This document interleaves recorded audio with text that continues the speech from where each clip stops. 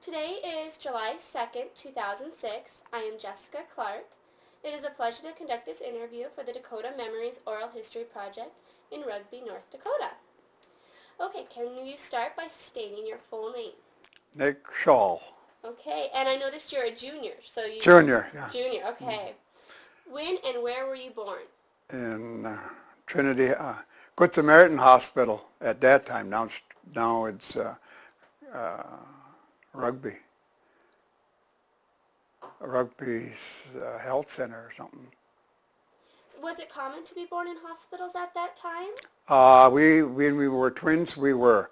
Then when my brother was born, they had a midwife, they called him. Okay. Okay. So do you know any stories of your birth? Did anybody ever share anything about it with you, or? No, not that. We're two little rascals. So what's your brother's name, your twin brother? Pete. Pete, okay. Or Peter. They still call me Nicky and Petey. They still call me Nicky at times. So, did twins run in your family? Was your mother's side or your father's side, were there twins? On my dad's side, there were twins, and then on my dad's sister's side, there were twins. Okay. Do you know, what is some of your earliest memories, some of your first childhood memories? Well, before we went to school, or? Before you went to school, if you have some. Okay. We went to the dirty 30s, and there were a lot of poor times, and I walked around many a time with holes in our shoes, and then we put in cardboard. And we called that the good old days. They weren't the good old days then. What other types of clothing did you wear during the dirty 30s? Mostly sewed. Ma sewed, buy the material, and then they sewed the clothes. A lot of people have talked about the weather being really dry. What were the dirty 30s like? Awful dry. I remember as kids, we'd walk down to the fence to get the cows, and the dust storms were so bad that you couldn't see the cows until you got there. And then when you got there, their eyes were all full of dirt run down on their eyes. Their nostrils were full of dirt. It was awful. So the dust storms really it made it up to North Dakota, because I know that it was common down south, but they were bad here, real bad. And then the grasshoppers come, and they were awful. We got hoppers now again. And then there were tistles. What's that? We made, they called them Russian tistles. They were a tistle, and we made hay out of them. You'd cut them, and then you'd stack them, put salt on there so they didn't get moldy, and feed them to the cows. Oh my goodness. Did your mom have a hard time keeping the house clean during the dirty 30s? Okay. At times, it usually run about 3 days, 4 days, sometimes even 5 days, the dust storms. And when the storm was over, the houses were all dried out because there was no rain. She'd actually take the dustpan and probably take half a cup of dust off of the windowsills. It is true.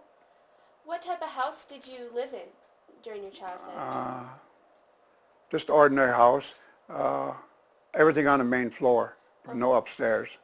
There was a little basement, and just for a root cellar.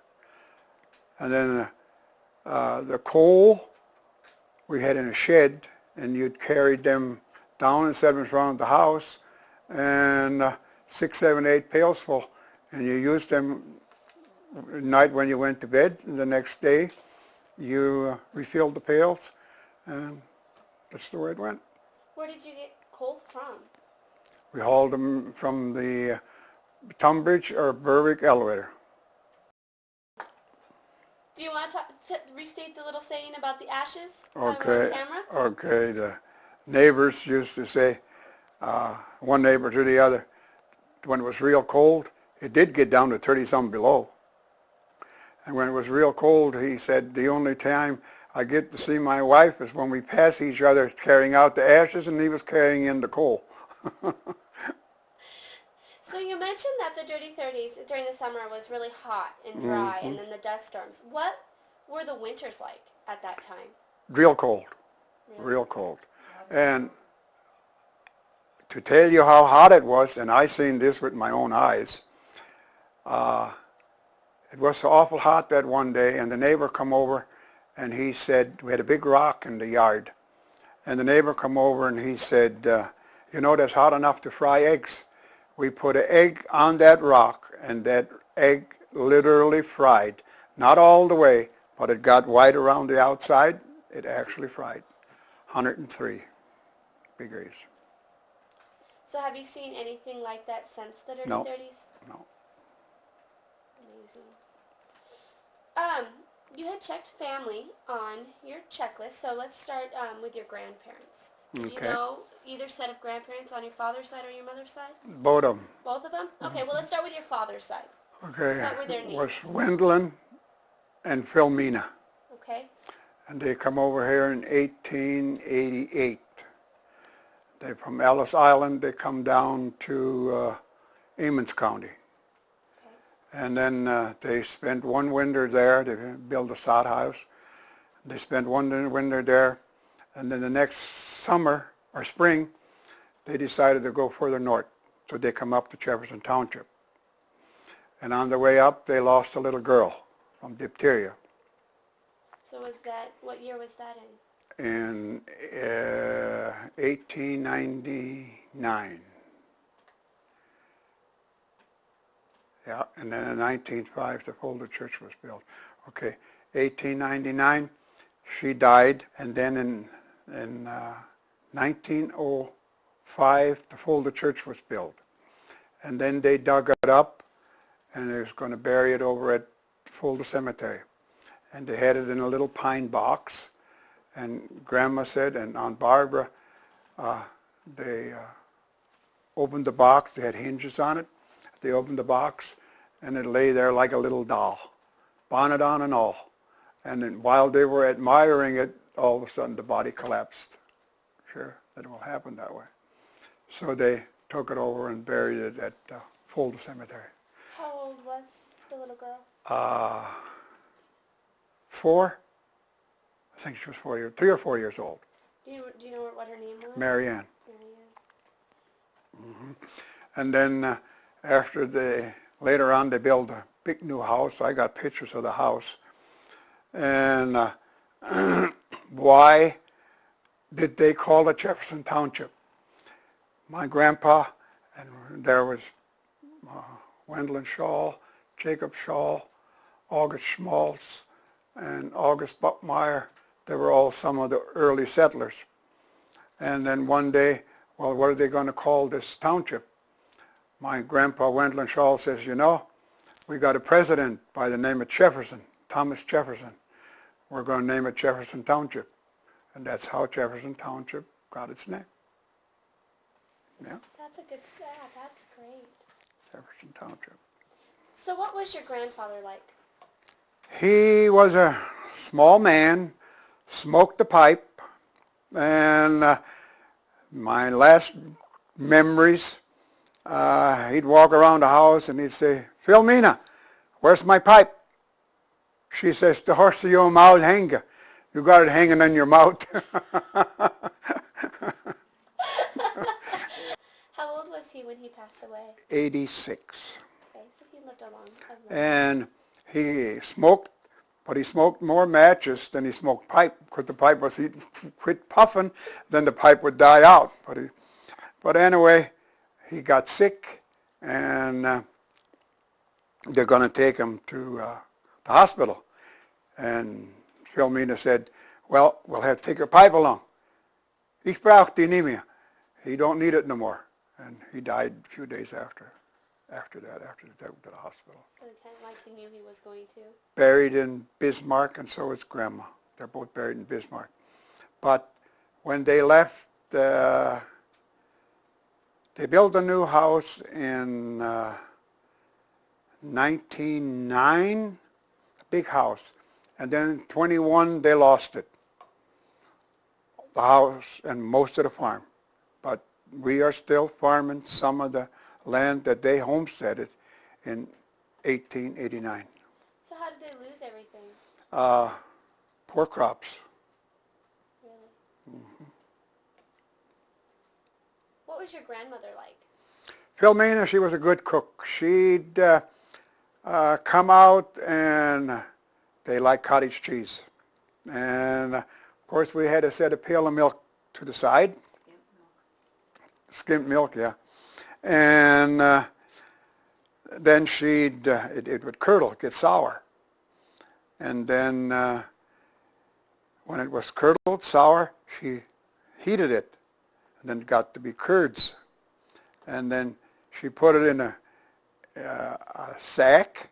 And I remember that she always hung it on the separator handle. So the separator like that, she'd hang the sack on that handle there, so the water would drip out. This is a cream separator. We milk cows, and this is the handle I'm talking about. So how would you do it? You would put...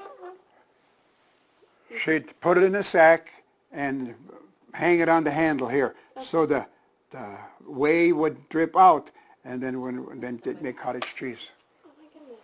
You pour the milk in, and then you turn, and then the cream come out here, and the milk come out here. And then you fed the milk to the calves, and the cream you took to town and sold. And I had an aunt, my uncle, August, he got married to a lady in Chicago, and they come up visiting, and we were separating, so that the evening she wanted to go along out and watch us milk and separate. So she come out and she says, well, how does this work? Well, I says, this is the milk and this is the cream. She says, where's the ice cream come from? But there was no ice cream to be made out of that. So how do you, after you get the milk and stuff, how do you make ice cream? I know it doesn't have anything to do with this, but how do you make homemade ice cream? Okay. You take your freezer, and then there's a round container, and then there's a beater in there, and you make the mix, and you put it in there, and then there's a handle like this on the freezer, and you put ice in there, and salt around the outside, and make the ice cream. So did you make ice cream quite a bit? Many times. And where did we get the ice? Okay. We had what we called ice cellars. Have you ever heard of that? No, I haven't. Okay.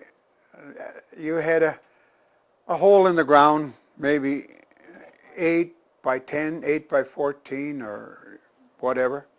And some boarded it out, some cemented the sidewalls. And then when it was real cold, you dump water in there, 2 350-gallon barrels at a time. And then pretty soon you had this 7, 8 feet high with ice, solid chunk ice. And then you take straw and cover it. And in the 4th of July, we still all had ice to make ice cream. So it wasn't something that you just had in the wintertime? No, year round. We were the first ones. Mother died in 42, and in 43 we bought a kerosene refrigerator. Okay. And we'd make ice cubes then. And then we'd take the ice cubes and make ice cream. You mentioned that you use skim milk. How do you get skim milk? Bought it through the separator. Oh, okay. Separator, separated, took the butter fat out, and the cream and the skimmed milk was. Okay. So you mentioned you said you knew your grandparents on your father's side. Were you close to them? Real close. Yeah. What are some of your memories of them? Oh, we'd come into town, and Grandma would always have to give us candy, a nickel or, ice cream cone was a nickel. Pop was a nickel, so you'd always get, and then of course, at that time, when they lived in Rugby, they didn't have running water. They had 4 cows, and they sold milk back in the 20s, 29, 20. Well, at 21 they moved to Rugby. So it would have been we were born in 24. So, and then they had a big family. They had, well, whatever I got there, 10, 12. Yeah, and the family. But the thing I'll never forget is on the other side now, on the Kuntz side, my grandpa Kuntz. They lived in Devil's Lake, and one day Dad says and Mom says we should go to Devil's Lake. Things were cheaper, and buy the kids some clothes. So we all got in the Model A and we headed for Devil's Lake. When we got over to Penn, we blew out a tire. Well, so tire, they were $20-some, 21, in around there. So Dad says to Mom, how much money you got? Well, a few dollars. She had a few dollars, he had a few dollars, enough to buy the tire. Well, then Dad says we might as well go home. Well, Mom says as long as we're that far, we might as well go to Devil's Lake and visit the grandparents, the Kuntzes.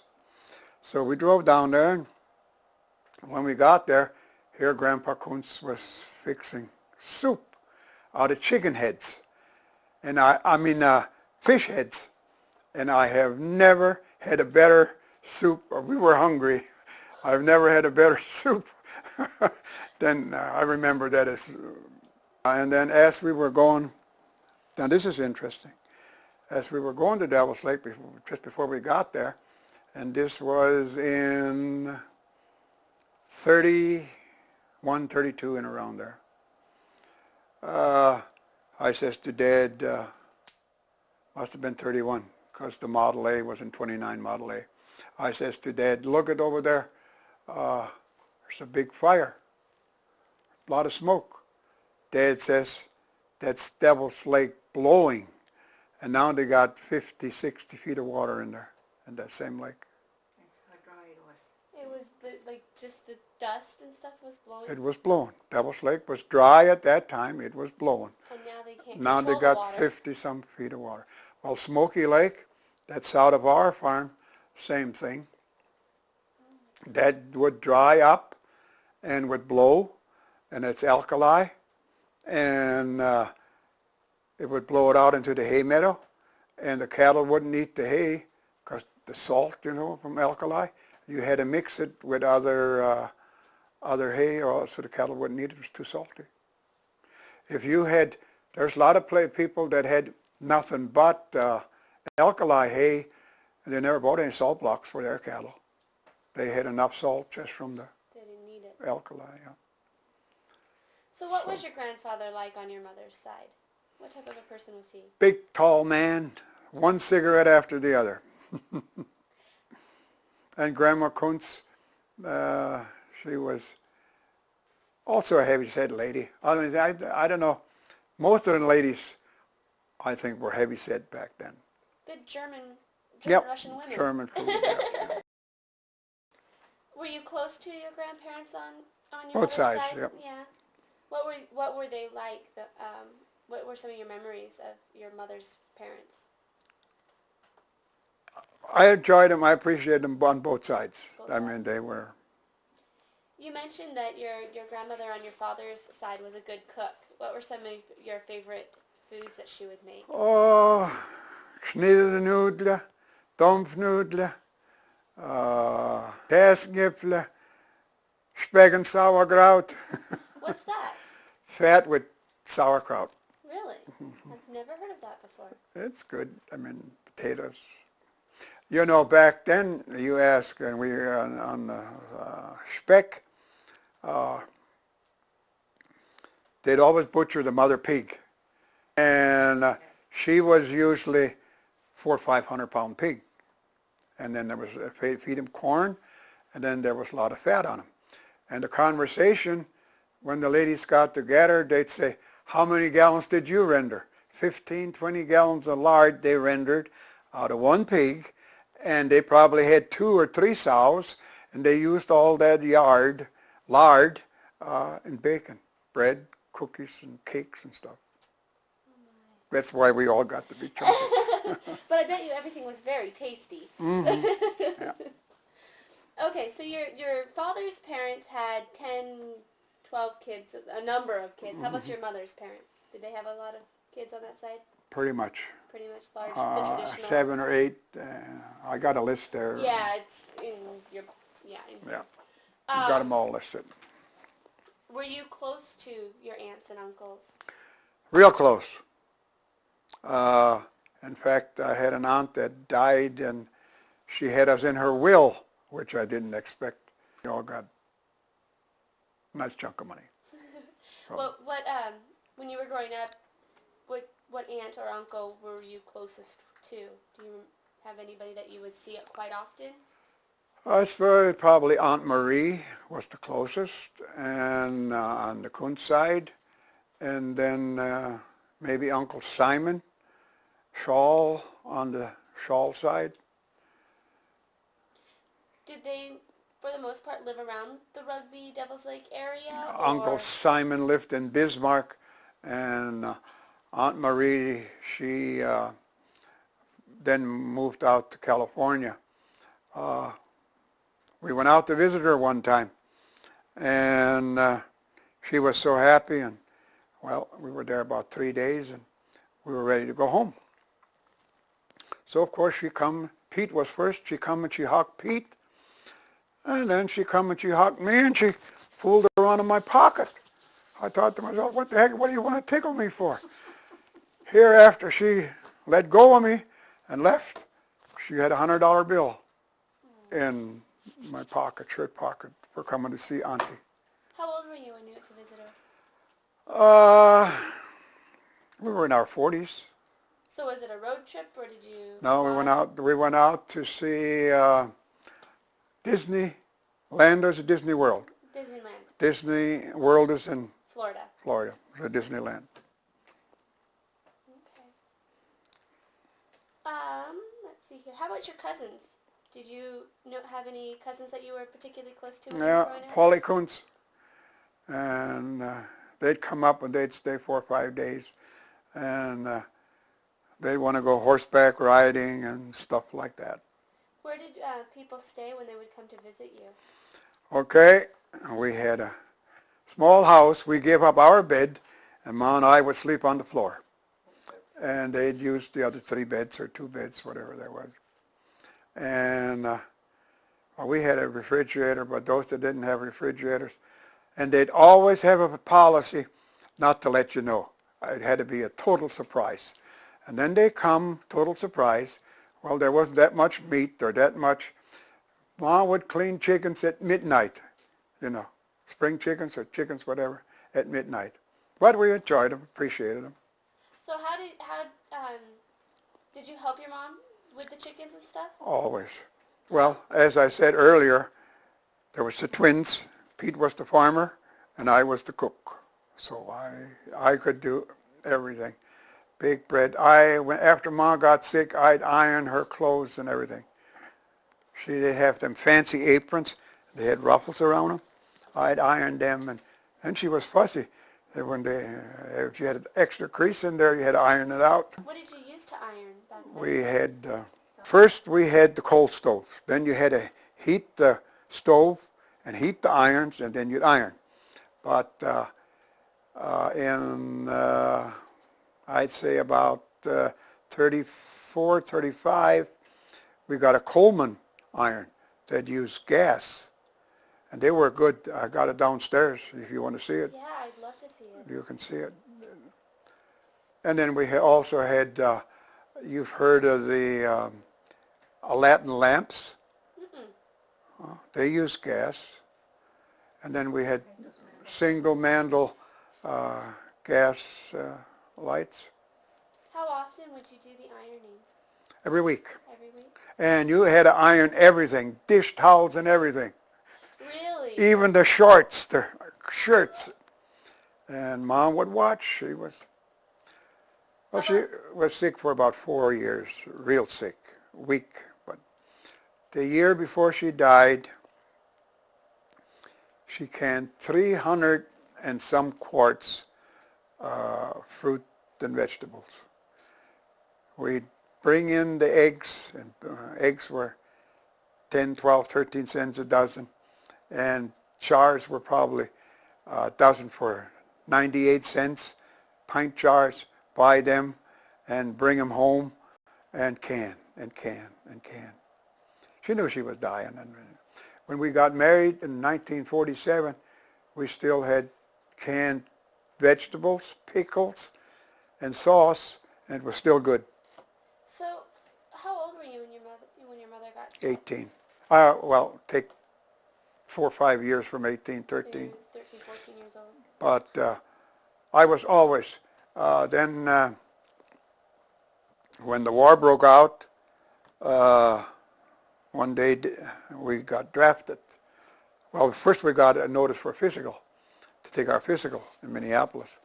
We went down to Minneapolis and we both passed 1A physical fit, Pete and I. So we come home, and then pretty soon down the road we got drafted. So, but there was such a thing as they called it 2C, farm deferment.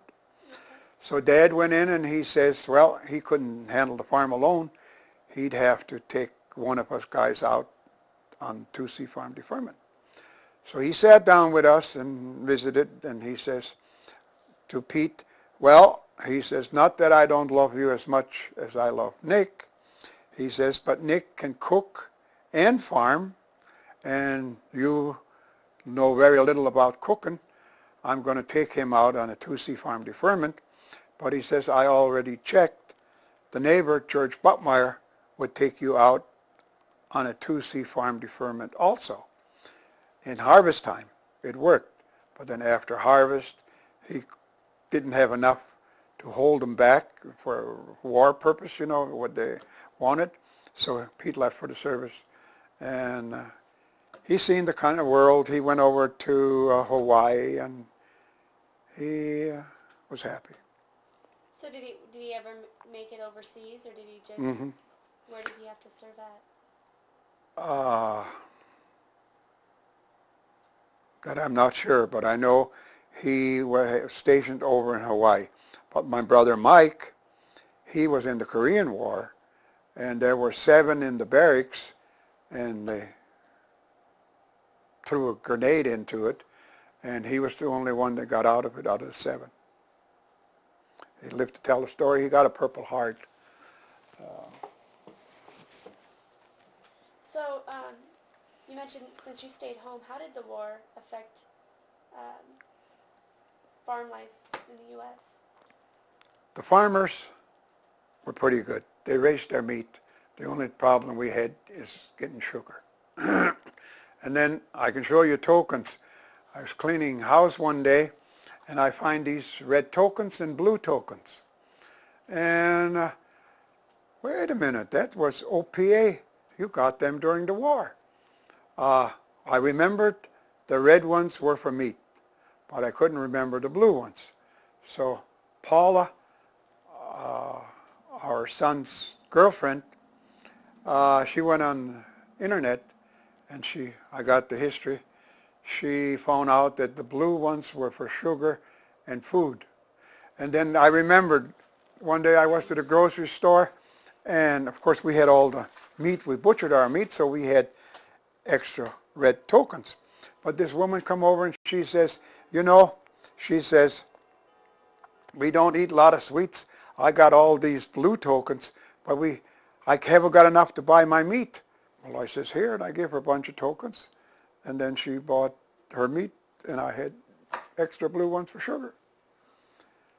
But during the war, we all had to give up sugar. Everybody put sugar in the coffee, teaspoon or 2, and you didn't get enough sugar. So we had to cut back on the sugar. Shoes were rationed, gas was rationed. You got stamps for gas. Was that hard for a lot of the farmers? Farmers were okay there again, because you could buy, a good story here, we used to get for 9 cents, 7 cents a gallon, white gas, or dieselette. And we'd get that much gas for farming, and then you also got stamps. So we would have enough gas, but once in a while we'd ask for the car to go to a dance. And we were only supposed to go to Balta or Towner or Berwick, but once in a while we wanted to go a little bit further and not enough gas. So we'd go over and get dieselette and put it in there. And then when Dad would drive the car, we got a big hill coming out of the yard. She'd go click, click, click, click, click. Not enough octane. So we were caught. But we never got not a spanking, we got bawled out a little bit, chewed out or whatever you want to call it. So 3 boys in the house. Was there a lot of mischief? Okay, I was the cook. And they'd always come and they'd want me to bake a cake or do this or do that. And then I'd have access to the raisins or to the nuts or and they didn't. Every once in a while they'd steal some coconut or some raisins. And I'd say, did you steal some raisins again? Nope. This is over the goodsle. It was in over the goodsle. Okay, I'm going to say it in English. You buy prunes, and then there was this prune seed in there. Okay. And you cracked them open, and there was a little seed in there, and you could eat that. That was good. And they say, when they were stealing raisins, they'd say they had over the goodsle, and it wasn't. They were stealing raisins, but they called it over the goodsle, open seeds, open prune seeds is what it really amounted to. What other types of things would you do for fun on the farm as a young kid? Many things. I remember we hunted rabbits, and there were rabbits galore. One year we had a whole 55 bushel wagon box full of rabbits that we had shot. We'd take them to Berwick, and we'd get 11 cents for the white ones, 7 cents for the graybacks, they called them. But one day, Pete and I were out, and we had stone boats. Just one horse on there, and a stone boat. You know what a stone boat is? It's just head runners and a top on it, and one horse would pull it. Okay. No tongue on it or anything. We went out hunting rabbits, and we had that thing just about loaded with rabbits. Pete shot one, and he run over into a culvert, the rabbit. And I seen him fall off, but I didn't know where the rabbit went. And pretty soon, I couldn't find Pete. So I drove over that way, and pretty soon I heard him holler. We had 18 or 24-inch culverts at that time. And this rabbit crawled into the culvert, and he crawled in. When he wanted to come back out, we had them Meganos sheepskin coats. When he wanted to go backwards, that coat lifted up, and he couldn't get out. And he hollered and hollered. I went over. His feet were still sticking out. I went over and I pulled all I was good for to get him out, but that coat had to come all the way over the top, so I got him out. When he come out, he still had that grayback rabbit. I thought that was a sight to see. 7 cents for the rabbit. So are these like jackrabbits? Jackrabbits, yeah. Well, do you know why the county paid for the rabbits? I mean, what? They made gloves and fur. They made for fur. What they use them for? Scarves. Okay. Okay. Did you hunt anything else when you were a kid, or trap anything else when you were a kid besides rabbits? Skunks, and then they'd well, whatever. They'd let that sense go, and we'd come home and we'd stink. So we had, and they had bought us, well, Ma had died already, but Dad had bought us some good deer skin gloves. And we caught these skunks and come home, and we stunk from skunk. We took them gloves and hung them up on the windmill so they should freeze out. The stink should go away. Never got rid of it. Couldn't use the gloves. Before we had windmills, we had pump jacks. And a pump jack is what you're seeing here. And then there you had a gas motor sitting back here and a belt from the motor to this pulley, and that would turn this up and down. See how it goes up and down? Oh, yeah. And that would pump water. Okay, and then if you want to do it by hand, you disconnected the pin there and you pump by hand. So did you have one of these Yep. when you were growing up? How far would you have one of these from the house usually? Maybe 100, 150 feet, How would you haul wherever water? the well was. How would you Carried haul it with the bucket, there it is. How many times a day would you have to haul water up? Depends on, if we wash clothes, you probably hauled a lot of water. But then here, we had them stoves, what did they call them? Not parlor stoves, cook stoves. And they had a reservoir on there. And you could put in 15, 20 gallons of water. And then if the stove heated the house, it also heated the water at the same time. So you had hot water to take a bath or hot water to wash clothes.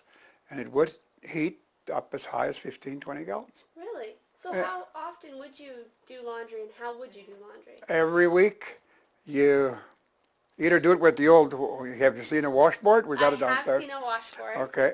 You take the washboard and the top and you rub back and forth until they were clean. Later on, we got what they called a machine. It had a top and had a handle on it. You pushed it back and forth, and that would wash the clothes. You throw them in, that would wash the clothes. Then later on, we got a washing machine, Fritz and Stratton motor on there, and a gas engine, and you'd wash clothes that way. My mother was sick all the time. In the wintertime, you'd cut a round hole, and then there was exhaust that on that gas motor, and you stuck that flexible pipe out through that hole, so the gas fumes would go outside. And we went out to haul hay, and she was going to wash clothes. And she washing clothes, and it was storming. And pretty soon, the snow covered up the end of that exhaust pipe. When we come in there, she was gassed. The gas fed back into the house because the hose was plugged up on the other end. So we took her to the hospital, doctor, and she come to. She made it, but she didn't make it too long. She died anyway. So how often, how much access did you have to doctors when you were growing up? Well, we always had a clinic here in Rugby. Okay. Always had a clinic. The Johnsons, Dr. Johnson's, Dr. Fox, Dr. Keller, they were great doctors. And Well, since your mom had leukemia, how often would she have to go to the doctor? well, it got to the point that she got so weak that if we give her blood, she'd get up and she'd work for 4 or 5 days, and then when the blood was gone, then she was weak again. That's the way it went down until she died. So what type of treatments did the doctors suggest for your... Just give her blood. That's all they knew. Did you and your twin were able to get blood, or just you? I and Dad were the only ones that had the match. Okay. And it took about, they wanted you to wait 10 or 14 days until you give blood again. So Dad would give, and then 10 or 14 days I would give, and whatever.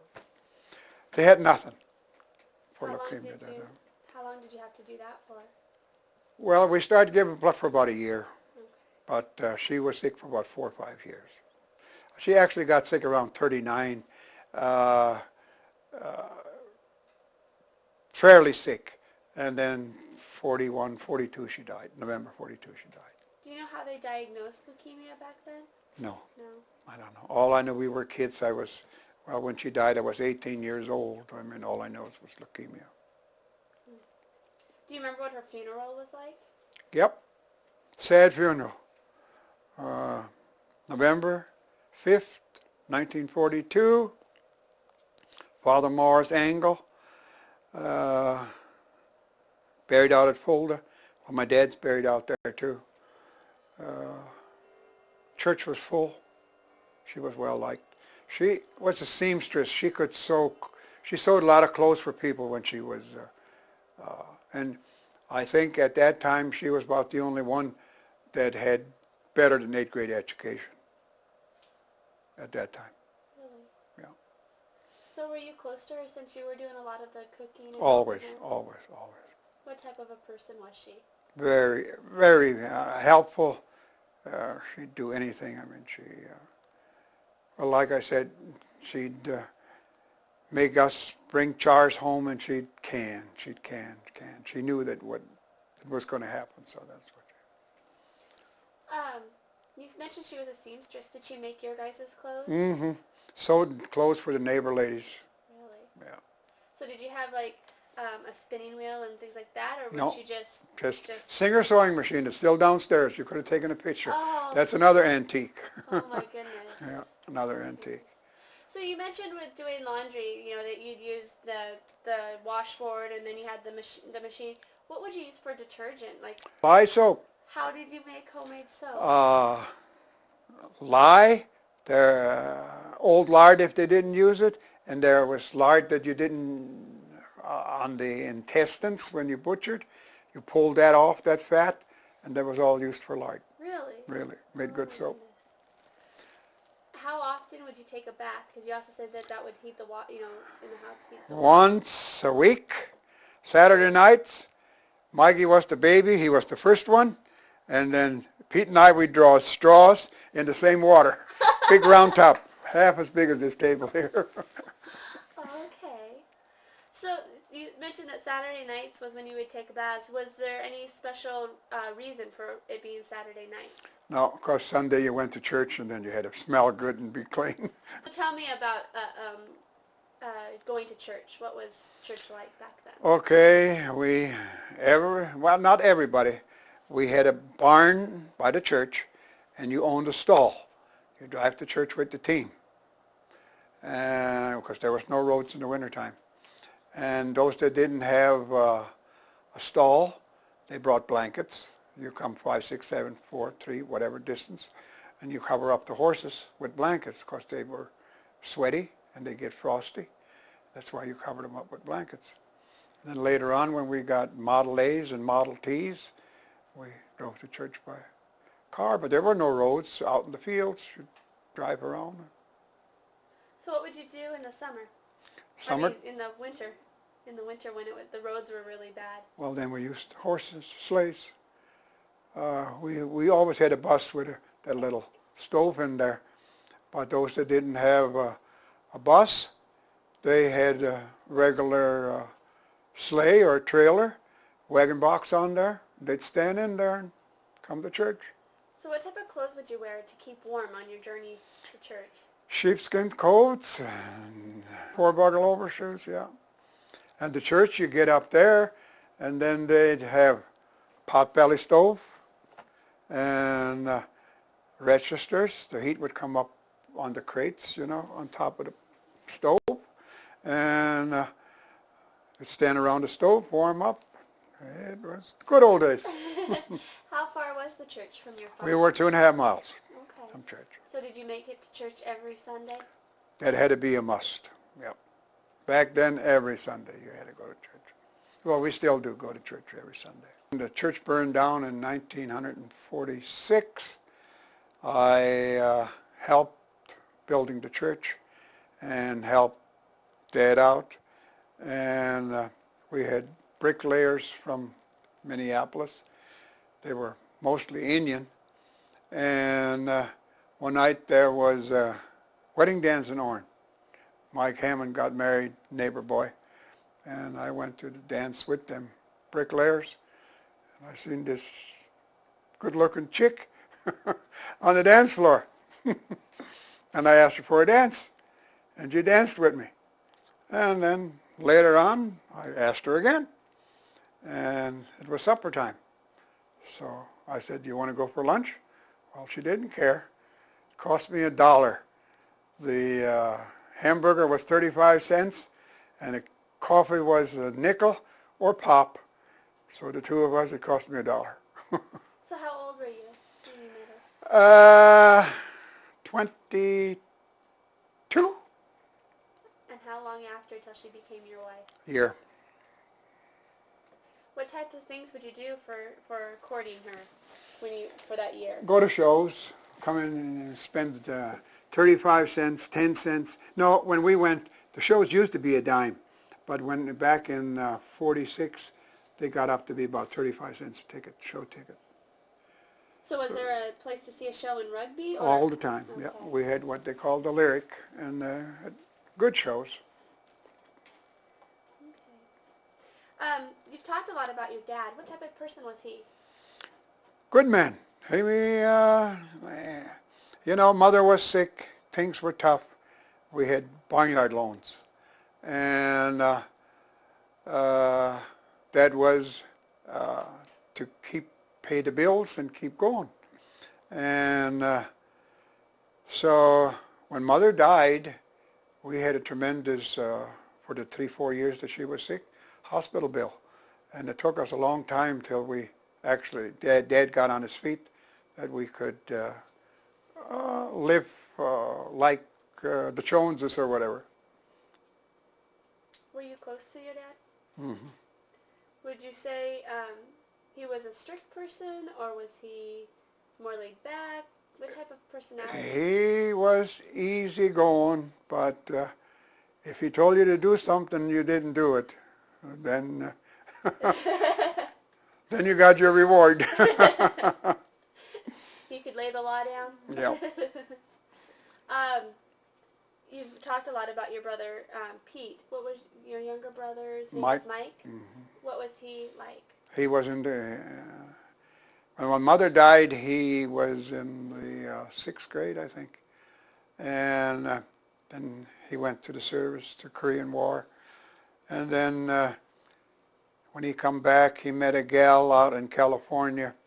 She was the only child. And her dad had part owner in Lockheed. He turned out to be a millionaire. Yeah. Good for him. Good for him. And your brother Pete? She was about 10 years older than, 8 years, I think, older than Mikey. Brother Pete, he went to the service, and then he didn't have high school either. And then after the service, they had, what do they call it? I forget now. You could go to college or high school. Well, whatever it was. It's in my head somewhere. Okay, I should remember too, but I don't. Well, anyway, then he went to high school, and he turned out to be an electrician, and he was good enough to be president of the electrical board. So you were the only one that stayed in the farming? I'm the only one that stayed on the farm, and I still farm. I go out to this day and help the Wayne. I just go out, the tractor's ready, and get in the tractor. If it's hot, I turn on the heater. If it's cold, I turn on the heater. If it's hot, I turn on the air conditioner and the radio. If something goes wrong, we've got telephone or walkie-talkies, 2 ways. Dwayne, come out. Be right out, Dad. And he comes. Okay, so now you have to tell me about this farming process, because I didn't really grow up on a farm. I grew up with cattle, but never really with planting. So how would you start? Okay, you usually start with barley. You seed the barley first, and then the wheat, and then flax, and then corn. Okay. At that time, that's all and then rye once in a great while. Rye was used to make rye bread and rye alcohol, corn alcohol. Sometime I'll have to give you a taste of that. 190. That's corn alcohol, or rye. Okay, I did not know that. We used to get mail tri-weekly, and then if there was a holiday, we only got mail twice a week. So I got disgusted one day, and I contacted Bill Langer. And I've known him before. So he says, well, go and get everybody to sign and see if we can get a daily route. So I got them all to sign. I think I had 18 signers on 20-some miles or something like that. Anyway, send it down to Minneapolis. It would come back. Not enough mail count. Not enough mail count. So one day, he was to rally in Baltimore or somewhere, and I says, It's frustrating. Everybody else got daily route, and we just got tri-weekly. He says, you know, why don't you go and contact them and have them subscribe to the Minot Daily for maybe a month, 6 months, and see what happens. So I contacted them, and I got letters to this and file too. I contacted them, and I said, we may get it if you guys subscribe to the Minot paper. Well, I think at that time, 6 months was $4.50 or $5 for the 4 months. No, 3 months was $4.95 for 3 months. That's the way it was. So most of them took it for 3 months. And pretty soon, I seen Bill, and I says, well, they all took the Minot paper except one. Count the mail, sent somebody up from Minneapolis, took the mail count, and we had enough mail, so we got daily route, and we still got it to this day. So how did you first meet Bill Langer? Went to rallies. He was a nonpartisan leaguer, and he become a senator. He was a good governor, but I think they impeached him once for something. He tried to do more good, too much good, and then he had to do a little finagling, and he got caught. So you obviously actively participated in local politics. Is that something that was handed down from your father? Was he very active in local politics? Well, like I said earlier, Grandpa Wendland Schall said we're going to name Jefferson Township after President Jefferson. So they were. And then later on, it was back in the 60s, everybody had telephone, and we didn't have no telephone. So I tried with Bell telephone, and in one ear and out the other. So one day I wrote Bruce Hagen, letter, and I told him. And well, he says, we'll see what we can do. He tried and tried. We fooled around 3 years, and there too I got 6 or 7 different letters on file from him. But one day he said that we could have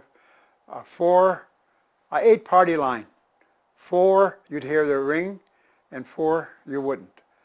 For $5.95 or whatever a month. So I got telephone too. What year did you get electricity? In 59. Yeah. 58, 59. How did that change your life? Oh, that was godsend. When you could throw the switch and have light.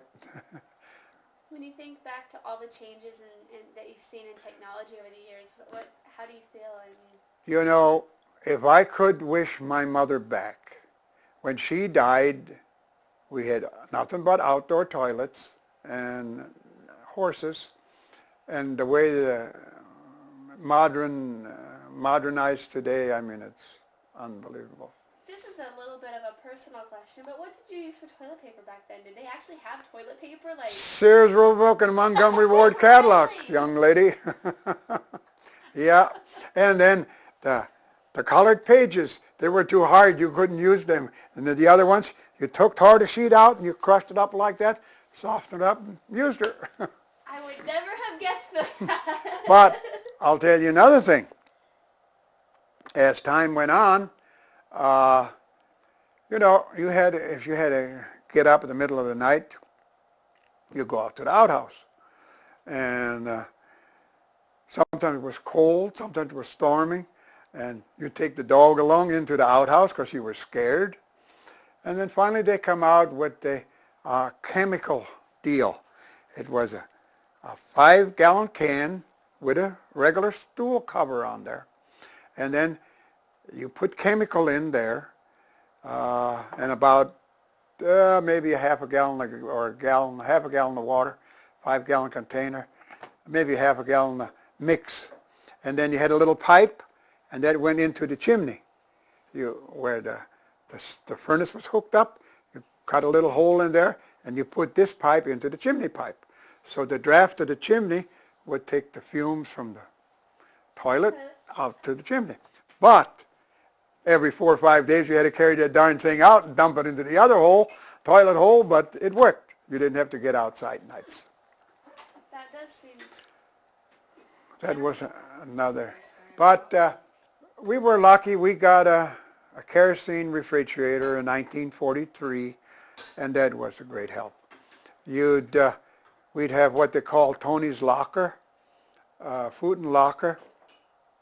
You'd butcher and bring the meat in, and then you could store 250 to 300 pounds of meat in there in that locker, and that would be froze.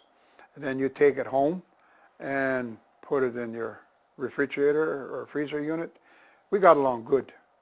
A lot of people didn't have that. But then those that had the ice cellars, they take it home and put it on a container, set it on the ice, and then the other meat you smoked, and that all turned out. I mean, that was no problem. It was different, but I mean, you had your meat. Know any better? You mentioned that you had a root cellar? Mm-hmm. What would you use a root cellar for? Potatoes, and you'd put your carrots in there. You'd try and get dry sand, real dry sand, and you'd wash the carrots and dry them and put them in that sand, and they'd keep all winter long. Eggs, you'd have to pick them in the wintertime every so many hours or they'd freeze. What kept the barns warm is you had the cattle in there, and then the steam and the cold would create frost on the walls, and that was just as warm in there as in the house, just from the cattle. So did you have a summer kitchen, or did you do the cooking in the house? We didn't have a summer kitchen, but we had everything in the house. Did it make it pretty miserable in the summers to be Well, inside? I don't know, for one reason or another, we had a kerosene stove. See, and then we didn't go through like some of the real old timers. They always had to use cow chips and buffalo chips or whatever you want to call them, and wood and stuff. Okay, you either buy a liter or a fifth, 190 corn alcohol. And then you take a cup of sugar and you put it in a cast iron frying pan, and you turn on the burner and you brown the sugar. That's where you get the color from. And you stir it. As the sugar melts, it'll start getting color. And then when it gets the color that you think you want it, you take it off the heat and pour in water. And then you take 3 parts of water and 1 part of alcohol, and then you get red eye or 190 burnt sugar. In German they say Zucker Schnaps, braune Zuckerschnaps, brown sugar whiskey. Okay. In weddings, we used to make this 190 alcohol, and then you'd stand in front of the dance hall, or as they come out of church, come down the basement to eat, and you had 1 glass. And everybody drank out of the same glass. That's the way they served 190 alcohol. So every time you just use 1 glass and... Just gave you, and you waited till you bottoms up, and then you give it to the next guy. All out of 1 glass. Oh my goodness. Sounds like a good time though. So what was a wedding like when you were a kid? What was a traditional Okay. German Russian Catholic wedding like? We got married in Mount Carmel Church in Balta, and then we had a big dinner, and then after dinner we come to Rugby and had our picture taken. Then we went back to Balta, and then we danced until midnight.